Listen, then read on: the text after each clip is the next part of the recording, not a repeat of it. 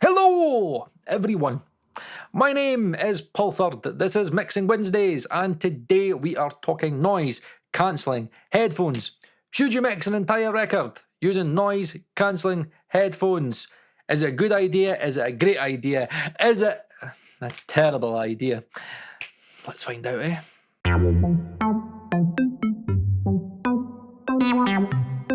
Right, so let's get one thing straight. Can you mix an entire record using noise cancelling headphones? Yes, you can. You can, okay? But is it a good idea? No. Is it a great idea? No.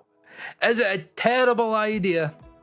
Unfortunately, coming from somebody with experience, yes, it is a terrible idea. And I just found out this week why it was such a terrible idea and why my mix didn't really translate as well as it should have. Okay, so to find out the reasons why my mix didn't translate as good as it should have, you need to first understand how noise cancelling works. Okay, so these are Bose QC Mark IIs, okay, and they have a noise cancelling setting in them.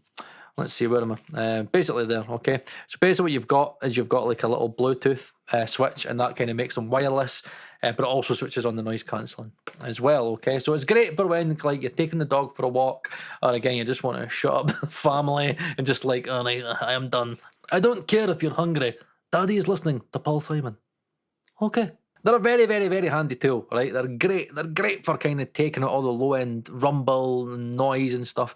But that does come at a cost if you were to try and mix with these things, okay? So first off, you've got to understand how noise-cancelling headphones work. So basically, there's a microphone in the headphone, okay? And what that does is it picks up kind of noise, which is normally like your low end information. So kind of low end rumble, kind of the low end. So say like when you're on like a camera phone or something like that, and you kind of hear that kind of low end rumble of the wind and stuff like that. Now, the way that it works is that the microphone brings that noise that is picked up into the signal, and then the algorithm of the headphones introduces that noise again, but flips the phase on it, right? So it kind of it nulls it, and that's how the noise cancelling works, okay? The microphone picks up the noise, brings it into the audio signal, duplicates it, but flips the phase, and then it cancels the noise out, okay? Now, just think about in a mixing context, how that's a terrible idea.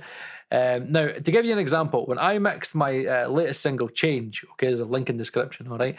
When I sent it to other people, they were like, Paul, fucking, this is way too bassy. There's way too much low end in here. And I was like, but it sounds, I've fucking got Sonarworks on. It's like, it sounds great. Must be something wrong with like the Sonarworks calibration. Obviously, there was nothing wrong with the calibration. The issue was that obviously the noise cancelling has removed a ton of low end. So what the microphone's doing is the microphone's taking out lots of the low end, but it's also taking out that low end of what I'm listening to, which makes it sound like it's got less low end, so I need to give it more low end to counteract the noise cancellation, okay? Kind of if you're following me, right? And that's the reason why if you're mixing with this, you're always going to add more low end. The EQ calibration in Sonarworks isn't going to do anything, right? The reason it's not going to do anything is because the noise cancelling depends on what the microphone picks up in your room. So in terms of the low end frequencies that will get taken away out of your mix, it depends per room, per environment. And that's the reason why when I'm in Pro Tools and I used to listen through the noise cancelling stuff and then I'd switch off the noise cancelling, I'd just be like, whoa, where did all this low end come from?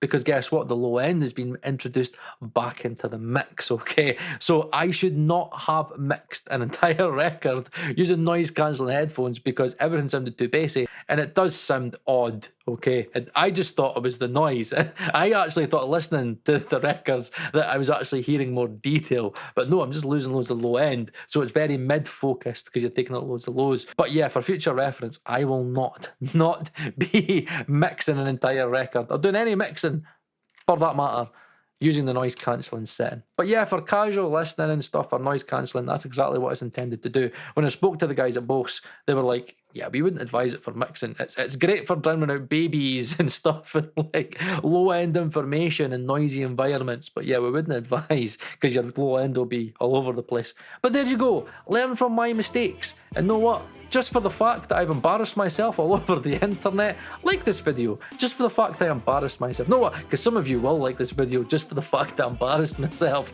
But whatever, okay? I'm here to teach you. I'm here to help you out. Alright, so like the video, consider subscribing. There is a little playlist that I've made all about headphones. And again, there's great little videos that I've done all about comparing headphone EQ calibration, my thoughts on it as well. Loads of great audio geekness, alright? So, my name's been Paul Third. Hopefully you've learned something today. And yes, mixing on noise cancelling headphones. Just don't do it, eh? See you next week.